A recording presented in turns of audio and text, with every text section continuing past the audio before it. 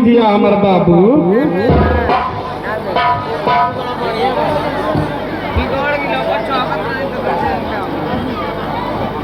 तोहर का नाम है बबुआ? हमार नाम तो का हमार नाम है? हमार नाम तो खखोरन बैगन लटकल है। तारा बाबूजी का नाम है बबुओ? हमार बाबूजी के नाम तो बैठ आवतनी टमाटर खटकल।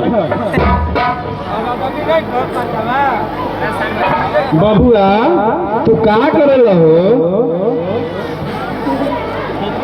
हम पटना के MBBS कंपाउंडर ही आर्मी में दौड़ो निकाल ले बनी, बाकी ज्वाइनिंग के देरी बा।